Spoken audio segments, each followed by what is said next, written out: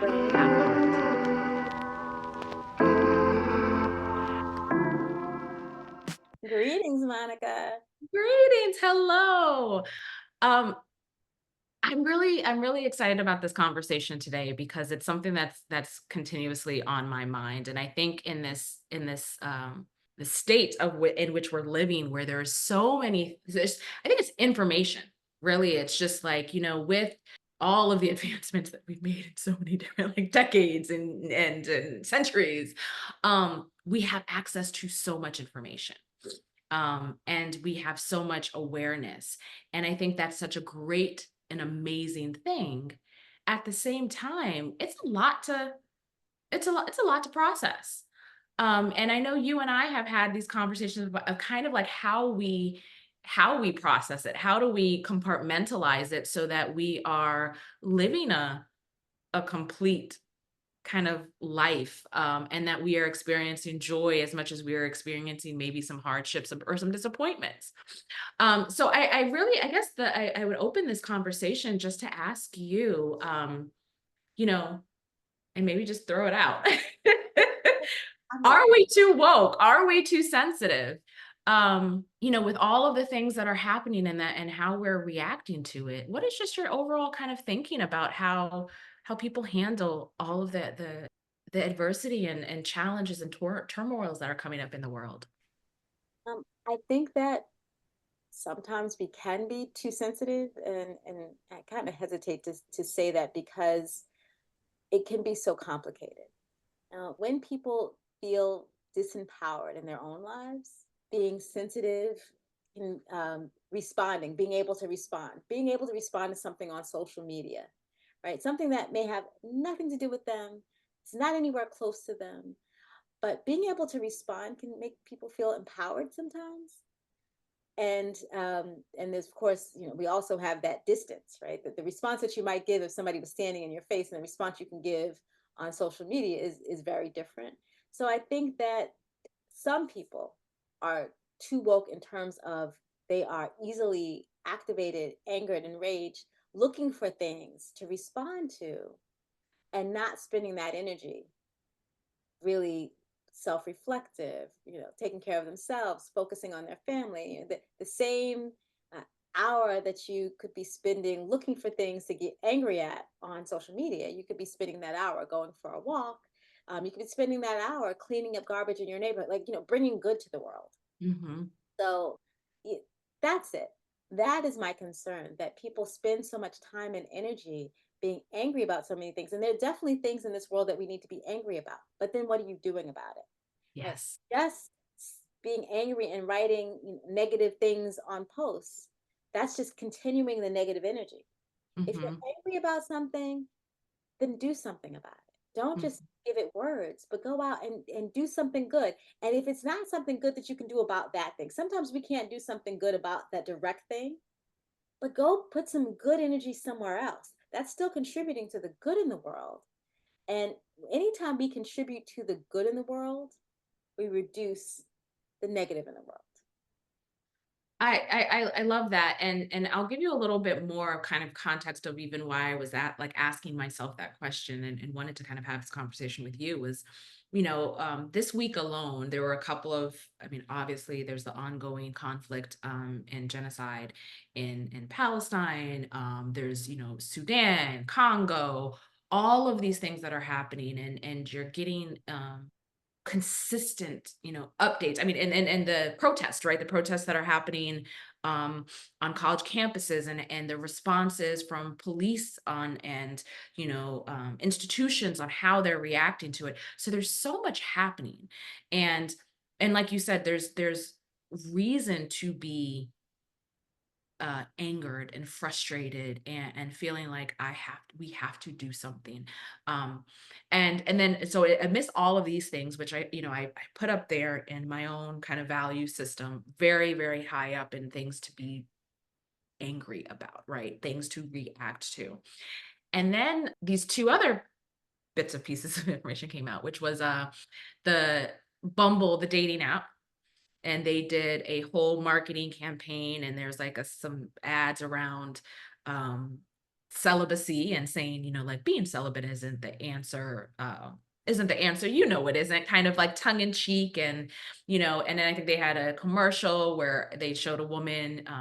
And if you don't know, the premise of Bumble is that the woman makes the first move. Mhm. Um, and so I guess they were announcing that they had made some improvements and changes to the app. And so this was kind of their re-entry into the world, or re-entry, and saying like, hey, I know you've said that you're like gonna stop dating, or you're gonna be celibate, or you're gonna like be single, and you're okay with that. You're not really, you know. And so a lot of people took issue with that. And so much so that that Bumble ended up pulling all of their ads, their billboards. They're donating, I don't remember the number of dollars, to some, I think it was maybe domestic violence organization. And they did a public mea culpa. And so there have been conversations about, like, like, we still need to block them. We still need to like ban them, and all of this energy is being put into this. And I just was thinking like, wow, it was an ad that in my opinion, was not effective, was very, I don't know that I would say it was offensive, at least not to me, but I felt like it was flat. I felt like it wasn't creative, it wasn't well thought, it was just whatever. But to get that reaction and that response, and this is a little bit of my values and judgment. I was like, when there's so many other, there are these things, right? The aforementioned things that are happening, and then that we are now spending this time, or being so frustrated by this, when it's like, does that how what's the real impact on that? And then another thing that came out this week was the NFL player from the Chiefs, the kicker. Um, in a commencement speech at a university, he said, you made some comment about like, oh, women, I know you've been told, despicable and horrible lies, and that you are going to be CEOs and you're going to do all this, but I would imagine your most important role that you are looking forward to playing is being a mother, being a partner. And so everybody's up in arms around that. And so I just, again, I'm just thinking like, there's so many things, right? From the Bumble, from this NFL player who, like, honestly, I heard somebody say a kicker is on the field for like 8 seconds. Like, why do we even care what he says? Right? Like, who is he? To these really, again, what I value as like really high reasons and rationales to be active, to be engaged, to use your voice. And so I was just thinking, and then that's not even stuff that's happening in your individual life, right? Like something that's maybe happening with yourself at work, or within your family, or with your children, or with your spouse, whatever the case may be. Are we looking for something to be upset about? Are we, have we gotten moved into this space where we're just like, we believe that everything needs a reaction, and like, and if we don't react, then we're somehow not, I don't know, we're not expressing our humanity. I'm never going to be a person that's going to say you should react to this and not that, because this is your own journey, and you have to honor what you have to work on. But I think it's just a fascinating kind of dy- dynamic, or problem to have, where it's just like you just sit in the space of anger all the time. How do you, like, what's the long term of impact of that? Ooh, yes. The long-term impact of that is health problems, mental health problems, physical health problems. Our bodies are not made to sit in these strong, especially strong, what most people would call negative feelings, prolonged.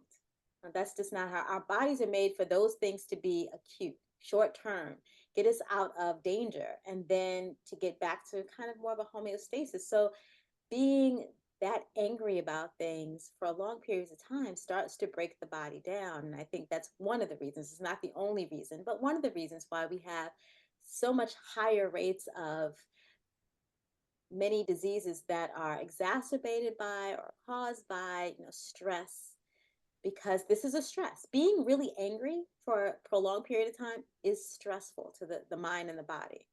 And that's what we're talking about. And however, it can also be, for lack of a better term, and I do not mean this in a clinical sense for anybody that's going to react to this video, addictive.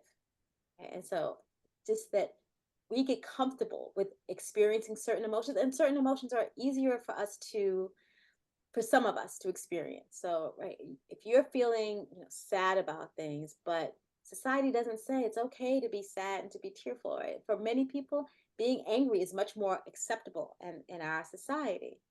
So now you're trying to, move this sadness or disempowerment that you feel from things in your personal life to something that's more acceptable in society. So you look for things to be angry about, right? So that you can get in touch with that emotion that is more acceptable, that you may not really be feeling, but you can, okay, I can get angry about this and that's acceptable. And other people can join me in this anger about this thing. So, for example, nobody can do anything about my mom died. Like, that happened. I feel horrible, but everybody can join me in on this. So then I can escape dealing with that and not have to really deal with it. I can pretend to deal, because all these comments on social media, it's not really dealing with the problem either. The problems when we talk about things like the NFL player and Bumble, you make comments, but is that really dealing with the problem? Yes, I guess eventually Bumble took the ad down, but Bumble taking an ad down, is that really, what impact does that really have in the grand scheme of things? It costs Bumble a little bit money, and maybe they should do a better job of screening their ads in the future. But the impact, this one NFL player, what big impact does he really have? He's getting lots of publicity now, right? Free Yeah, publicity. now people know who he is. Yeah, like Look before, at right? him, 'cause I didn't know. Like, who knows the kicker? Yeah. You don't know the kicker, right? But the grand scheme of things, do you think that the women in the audience, the ones who graduated from college, now all of a sudden, oh, I don't want to be a CEO anymore. Now that he said this, on second thought, all I want to be is a mom. No, they're still going to be trying to, and to some extent, he might have even been, well, a little bit like in terms of, yeah, for some of the women in that audience, being mom and being a partner might be really important.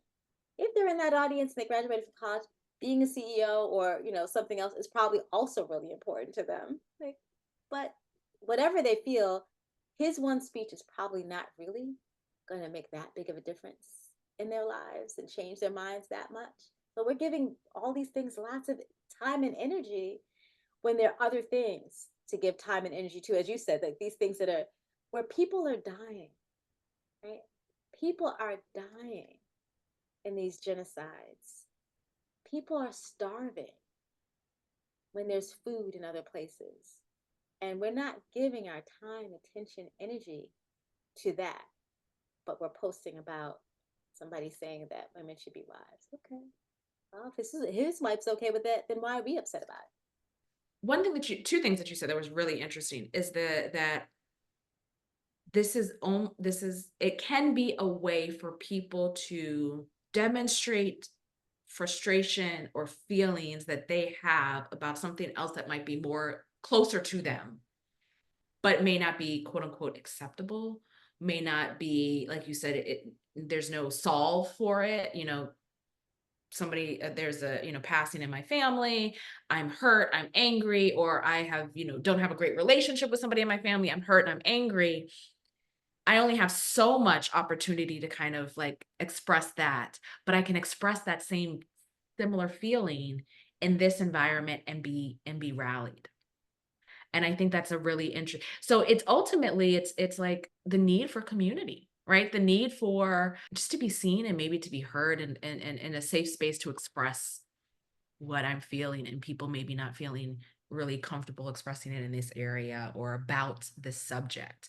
I think that's really fascinating. I think the other thing that I think about is this weird piece of like validation that I think that for me, it feels like we've moved into this space or this need. This need to like, I have an opinion or I want to live my life a certain way. And it's not enough for me to just say it and kind of take action to do it. I need to be able to shout it from the rooftops, and I need everybody else to be okay with it. Mm, Even saying that, I'm like, "All right, Monica, how do you feel about that? What are you really saying? What, and is and like, do they have a right to be to feel that validation or get that validation?" And I think the way that I've kind of come to terms of to it in my head is you have individuals have the right to be and live the way that they want to live and not be blocked from that.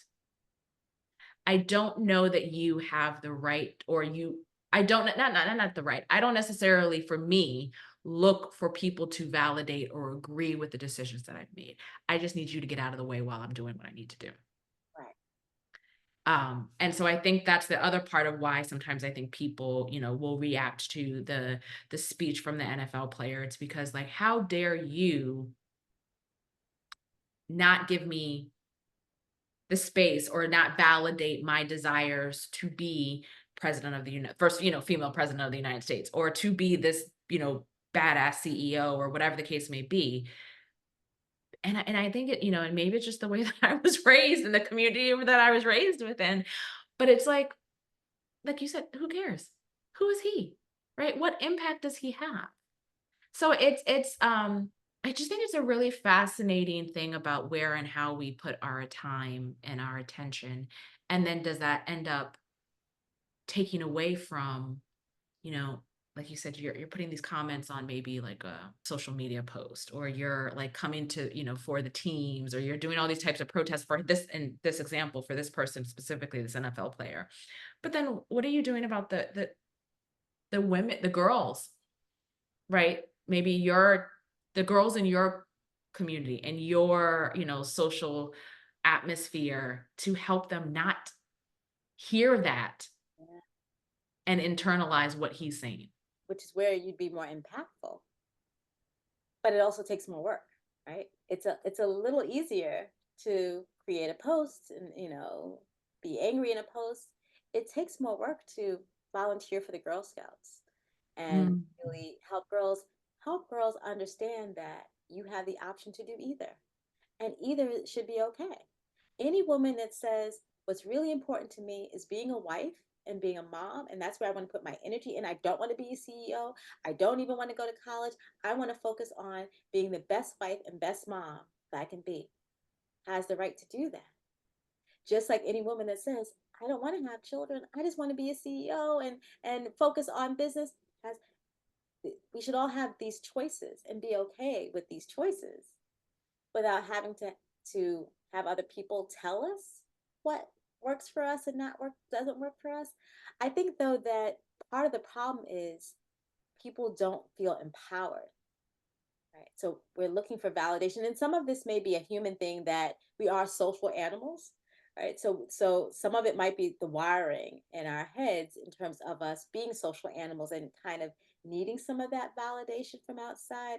I think those of us, and I do think this is a thing that happens to some Black people and Black women, because society already doesn't validate us in so many ways, that we get raised with the you don't need validation from outside. Whatever it is that is that what you're going to do? Because so many instances, there isn't another one, right? I didn't meet my first Black psychologist until I was in graduate school. So if I was looking for a role model out there of another Black psychologist, there wasn't any to be seen around where I was. And so many of us, they're still first, right? So if you're going to be the first, you can't go and look for somebody else. So you can't look for the validation. mhm, For some of us, we're raised with you don't look for the validation. You decide on a path and you go for it, and you have to figure out how to validate yourself.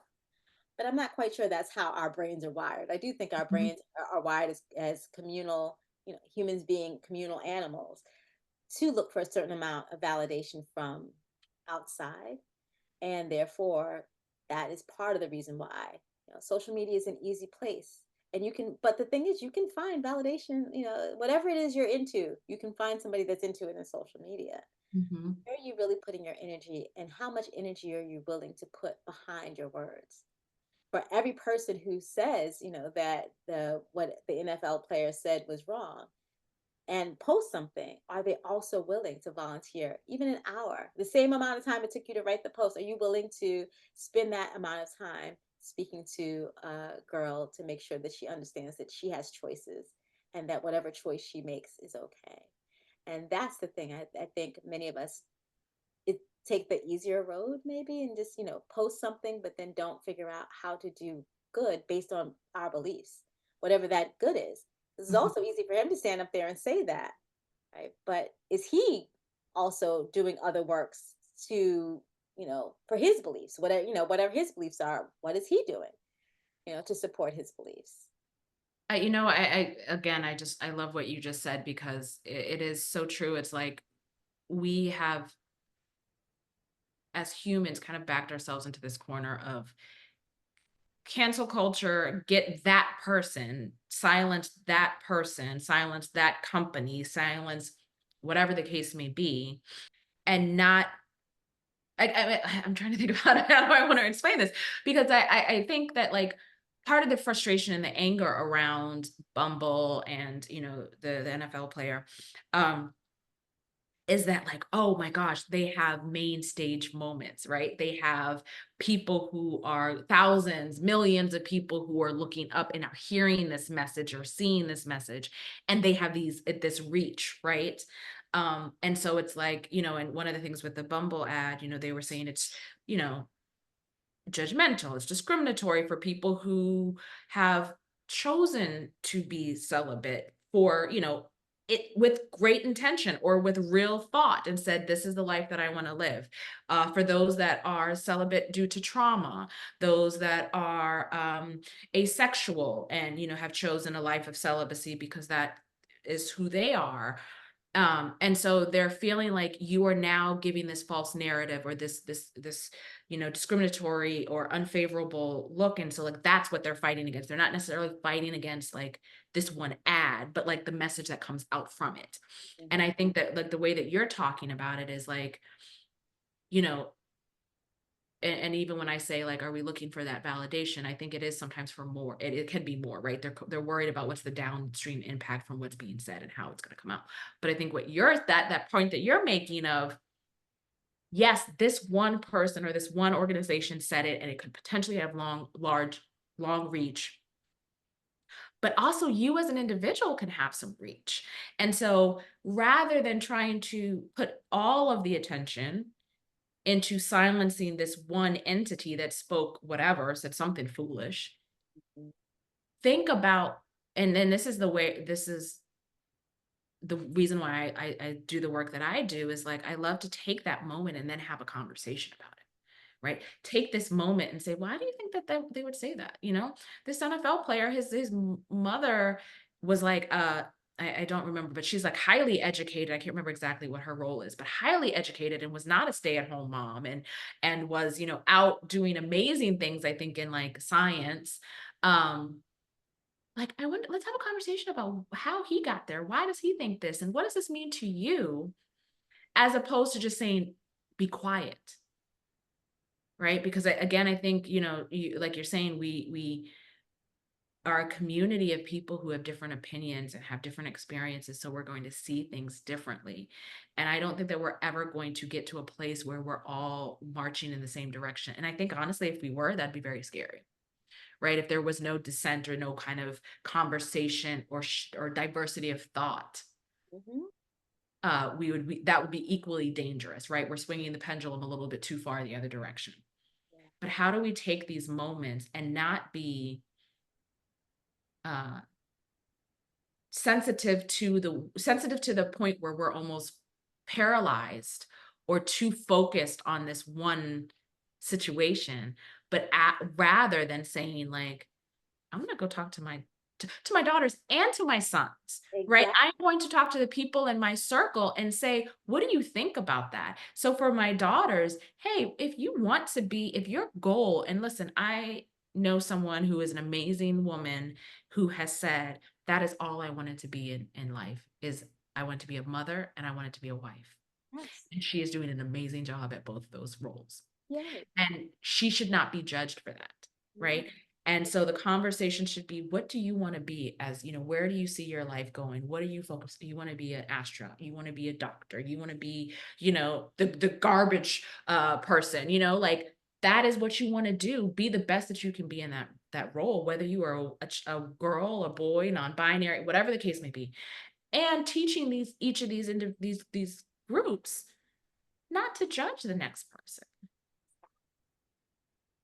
And so I really I do think that, like, and maybe, maybe I'm circling back around. It's not that we're too woke or too sensitive, but maybe it's the outcome or the actions from being activated by these comments and these moments that I would like to see shift. I won't even say that needs to shift, that I would like to see Mhm. shifted so that it's not, I'm gonna, go on Twitter and I'm gonna go on social media and I'm gonna say, really mean, hateful things and, all this stuff. But actually, how do we react to it in a way that actually changes and hopefully broadens people's perspectives and lenses rather than just being like, how do we silence this person? Yes, how to be more constructive? Because if you think about it, one of the things that are supposed to be so wonderful about being in America and being American is free speech, right? Everybody should have the right, unless they're going to cause active harm to somebody right now, right? Everybody should have the right to share their opinion. It's just that. And everybody has an opinion. Yes.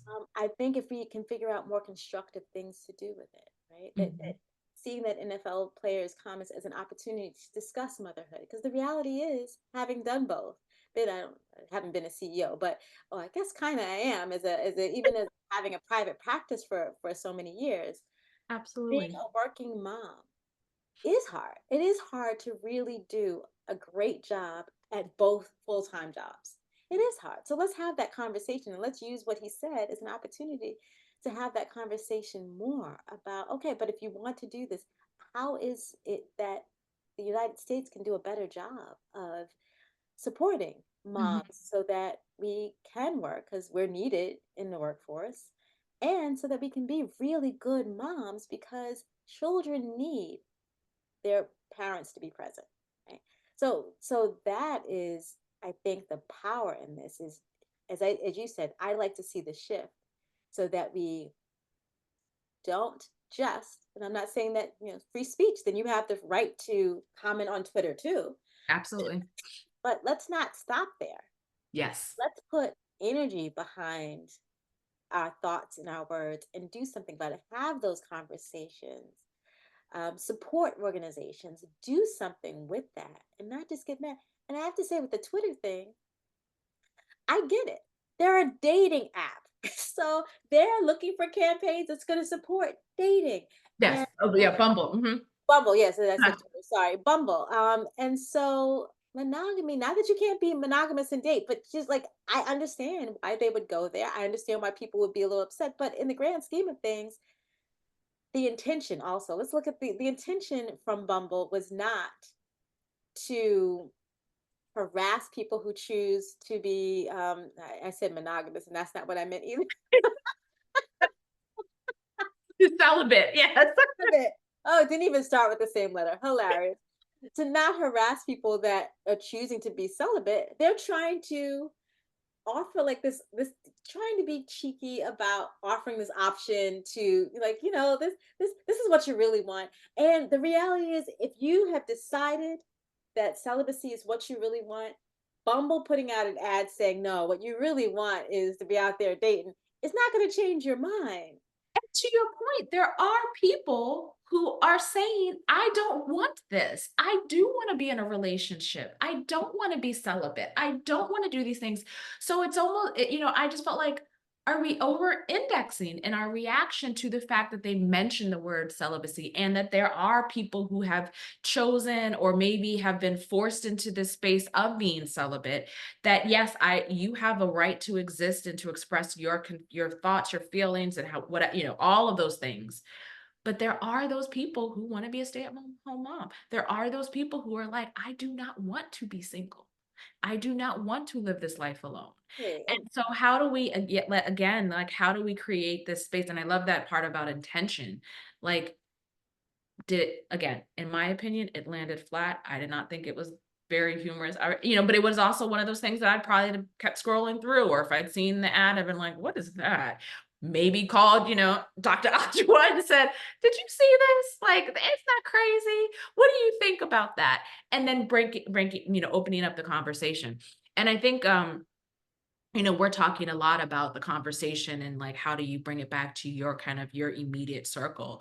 But I also think that there's you kind of tapped into this a little bit.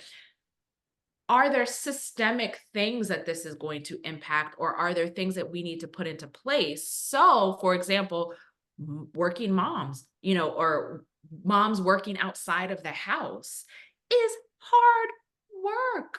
Do we have the systems that allow them to do both, to give them the space to do both, especially because in today's economy, most people can't survive on a single income household, right? So, what are we doing to systemically, support and create equity in that example? And honestly, this player making this speech is not hurting or harming that in the short term. Yes. But if you feel like there is something that is happening, like again, systemically, then this is where you say, this attitude or this conversation is problematic because it could have impact here, or I'm seeing whatever. But I think that's the piece that like we sometimes fall short on, right? So again, it's that piece of I'm going to respond here, I'm going to, make some funny memes, or do whatever, and then I don't carry it forward to actually change what I'm fearful of happening, Yeah. fearful of being the consequences of this thinking that might be fueled by this comment or is exhibited by this comment. I wanna just shift us a little bit because again, in this idea of, are we and I'll not say it's too sensitive, but like, are we too reactive or too, and you talked a little bit about this, about the like idea of we're not as humans meant to live in this state of like constant frustration or constant anger or fear or whatever it is, because ultimately, it drives up your, what is it, drives up your cortisol levels and all of these things, and it can have impact on your body in the long term to live in that state. And I will say that I even know that from experience. um and it does take a toll on you mentally, emotionally, physically, and it's sometimes hard to come back from that. Mhm. So, with your expertise, and in a world where I think people often look to trigger other people or to be triggered, right? How do you recommend, or what are like three maybe steps or like ways that they can kind of balance that so that they're not so reactive? Mm. Ooh, good question. How to react it. I think that people really need to get to know themselves and then give themselves permission for good self-care. Right? And I say get to know yourself because good self-care looks so different depending on who you are. As introverts, which I think you and I have established that we are, good self-care tends to be alone time. And even as a mom, at times when my children were really little, that meant trying to get up 20 minutes before they did, just to start the morning and right before the day gets going. It's looked, at different things at different times depending on what's going on around me. But I do know that part of my inner peace is I have to have some time where I'm not talking to anybody, where I'm not, dealing with anybody else, where it's just me in my head. People I'm close to who are extroverts, they really need time with friends and family. Right? They need to just kind of sit around and chit chat and have conversations. Like that's where they get their energy, and that's part of their self care. Um, Introverts need some of that too, but a different amount of it, right? A different balance of it. So knowing yourself, I think, is the first step. And you asked for three. I'd say that's the first step. Really knowing what do you need in order to kind of keep your inner peace. Two would be giving yourself permission. And that can be a hard one. As a mom, like so much of your time, energy, everything is going toward your child or your children. But as I say to every single mom, and I say this all the time, when you get on an airplane, they say put the oxygen mask on yourself first before you take care of anybody else. It's so important for any of us who are caretaking anybody else, because I say mom because that's where I still sit, but so many of my friends are also taking care of their children and taking care of their parents, right? So there's whoever you're taking care of, even if it's your profession and you don't take care of anybody else, but you're a nurse, a doctor, whatever, whoever you're taking care of, if you don't take good care of you, then you don't have the same, energy to take care of anybody else. And sometimes that builds up to resentment, which then, crashes and burns at some other point in some other way, whether it be physically for you or anger, like all sorts of stuff. So second is giving yourself permission to do what you now know, because you know yourself well, that you need to do in order to keep your inner peace. Okay, so now I need to come up with a third. What's number three? I guess number three is to actually do those things on a regular basis and to make sure that you create a system that has some flexibility so you can keep it going. Because I know some of us get into a rhythm and then something happens and then we get thrown off, and we haven't created a system that has the flexibility to keep things going even as things shift. Let me make that more concrete. Going back to being a mom, we're on a certain rhythm during the school year, right? There's a certain rhythm, certain, timing, certain things that need to happen. So you get into that rhythm and you find your way to put your self care in there during the school year, and then bam, it's summer.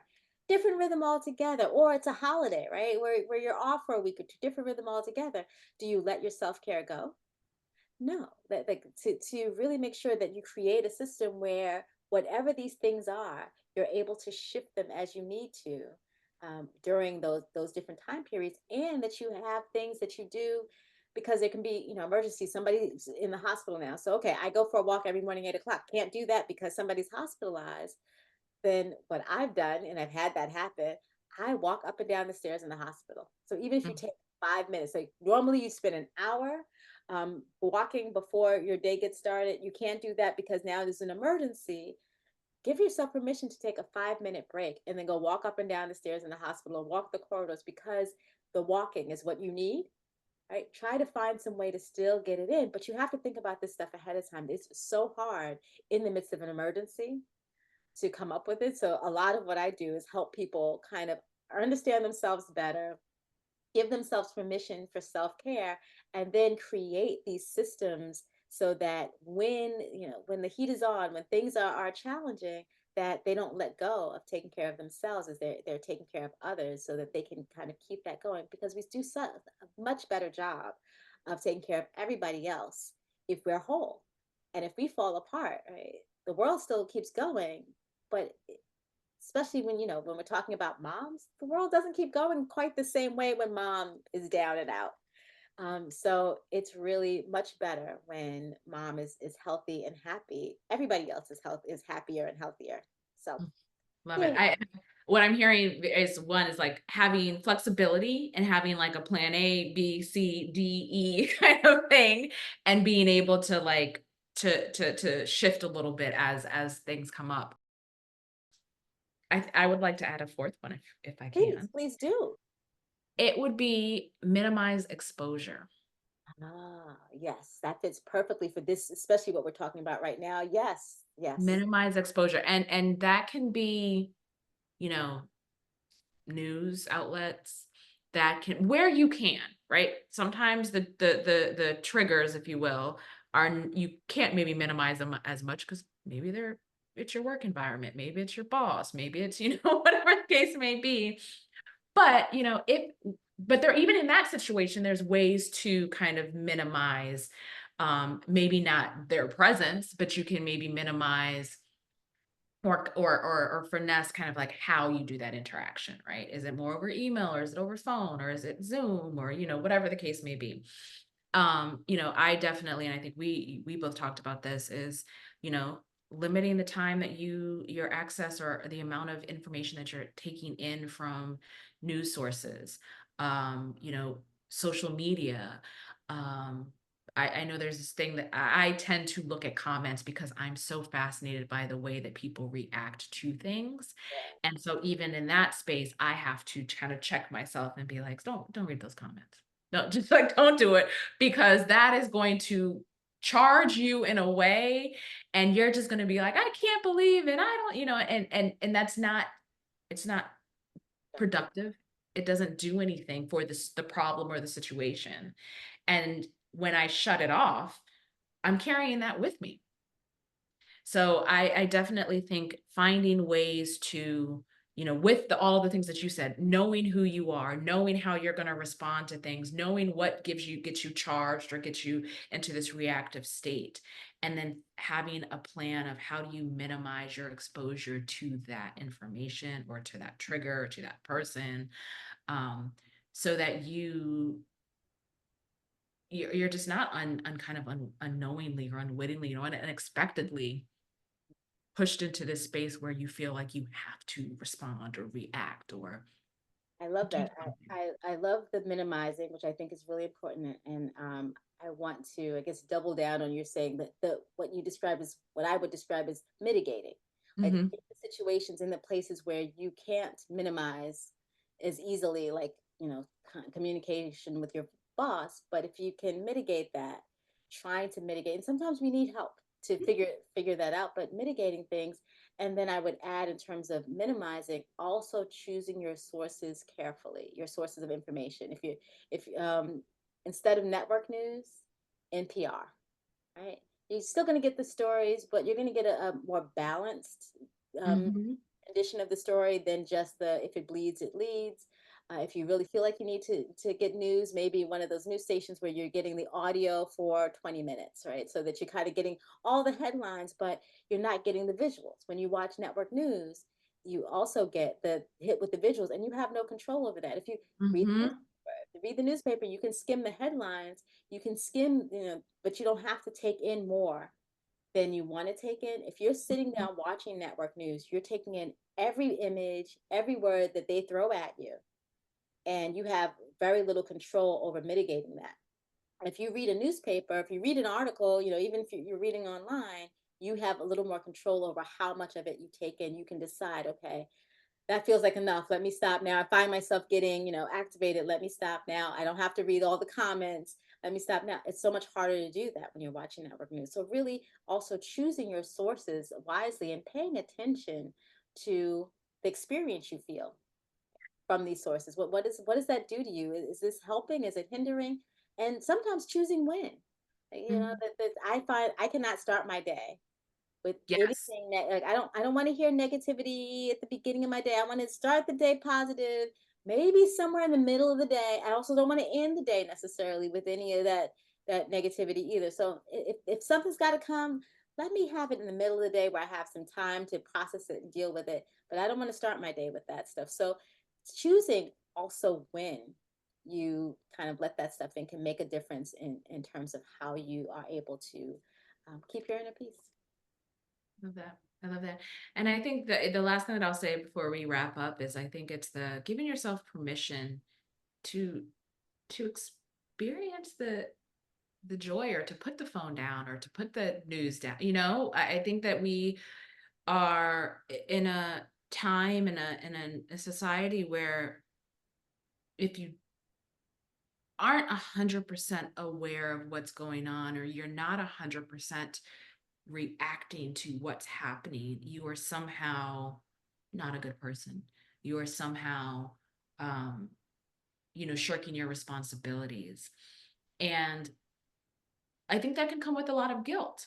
And so I think a lot of people push themselves into being exposed to certain things or having or feeling like they have to react because if I don't react, are people going to judge me? Mm. Or, are they going to misunderstand why I'm not informed about what's happening here or why I haven't, what you see a lot on social media. Why didn't you post about this? Why didn't you speak about this? Why you've been very silent? You know, Yeah. what's going on? And so I think there's that fear that if I don't outwardly demonstrate my rage about XYZ, then somehow I'm being judged. And that's a hard place to be, but I think it's how do you find some permission of I have to maintain my inner peace to be a productive citizen, to be an effective parent, to be an effective partner, to be an effective friend, family member, daughter, son, whatever the case may be.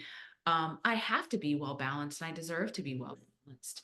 And so I'll have, so it's a little bit of giving yourself permission to not respond to everything. And I think ultimately you said it in that first step of knowing yourself well enough to know what that looks like. Thank you. Great conversation as always.